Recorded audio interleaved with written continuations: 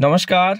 अगर आप एक सरकारी कर्मचारी हैं और इलेक्शन कमीशन ऑफ इंडिया की ओर से लोकसभा चुनाव 2024 के अंतर्गत किसी भी दल में कोई कार्य कर रहे हैं और इलेक्शन कमीशन इस संदर्भ में कुछ मानदेय सभी कर्मचारियों को प्रदान करता है। इस संबंध में इलेक्शन कमीशन की ओर से एक आदेश जारी किया गया है, जिसके अंतर्गत वे कर्मचारी जो किसी भी कार्य के अंतर्गत यानी कि लोकसभा चुनाव 2024 के अंतर्गत कार्य कर रहे हैं तो उनके मानदेय में कुछ परिवर्तन किया गया है। बढ़ा हुआ मानदेय अब कितना होगा, किस प्रकार से मिलेगा और कौन कौन से कर्मचारियों का मानदेय बढ़ोतरी की घोषणा की गई है और इसकी गणना कैसे की जानी है, इसी संदर्भ में आज हम इस वीडियो के माध्यम से बात करने वाले हैं। किसी भी चुनाव के दौरान प्रत्येक कर्मचारी को अलग अलग दायित्व प्रदान किया जाता है। उस दायित्व के अंतर्गत अलग अलग दल के अंतर्गत भी आपकी ड्यूटी लग सकती है, जैसे एफएसटी में, वीएसटी में, एसएसटी में, या फिर मतदान दल के अंतर्गत कोई सहायक कर्मचारी हो, या फिर माइक्रो ऑब्जर्वर के रूप में आपकी ड्यूटी लगी हो, या फिर मतगणना के अंतर्गत आपकी ड्यूटी लगी हो, या फिर वीडियोग्राफी, फोटोग्राफी या अन्य किसी दल में रक्षा दल के रूप में आपकी ड्यूटी लगी हो, तो समस्त कार्मिकों के मानदेय में कुछ परिवर्तन किया गया है, दैनिक भत्तों में कुछ परिवर्तन किया गया है। वो क्या परिवर्तन है, इसे आज हम समझने का प्रयास करेंगे। तो चलिए शुरू करते हैं।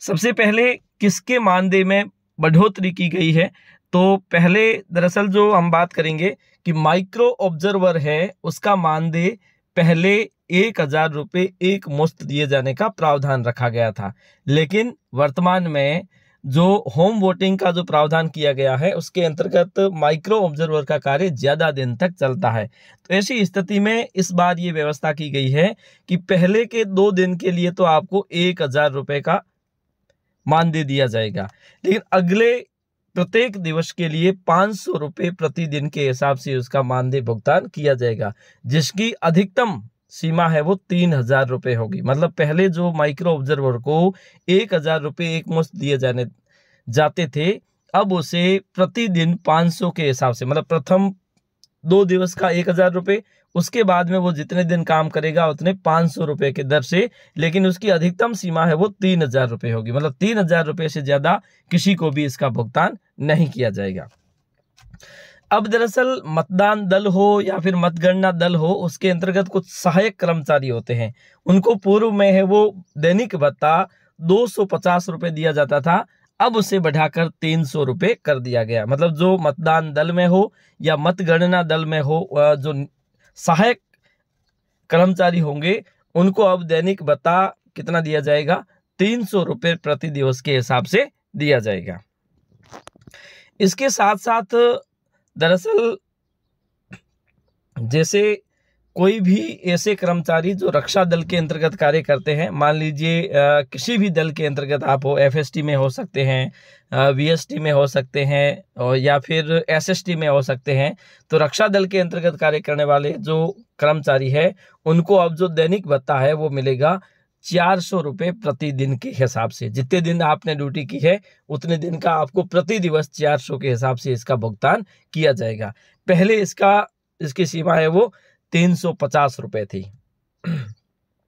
उसके बाद में जो फोटोग्राफी होती है, वीडियोग्राफी होती है, उनके साथ जो कर्मचारी नियुक्त किए जाएंगे उनको भी अब दैनिक भत्ता 400 रुपये दिया जाएगा। तो कुल मिला के यूँ कह सकते हैं कि निर्वाचन विभाग की ओर से वे कर्मचारी जो सहायक कर्मचारी के रूप में या माइक्रो ऑब्जर्वर के रूप में या फिर रक्षा दल के अंतर्गत कार्य करेंगे, उनके मानदेय में यानी कि दैनिक भत्ते में परिवर्तन किया गया है। इससे पूर्व आपने देखा होगा कि नवंबर 2023 में एक राजस्थान इलेक्शन विभाग ने एक आदेश जारी किया गया था, जिसके अंतर्गत पीआरओ और पीओ के मानदेय यानी कि जो डीए है उसमें बढ़ोतरी की गई थी। इसी प्रकार से इनके लिए भी दैनिक भत्ते में परिवर्तन किया गया। आज के लिए इतना ही, धन्यवाद।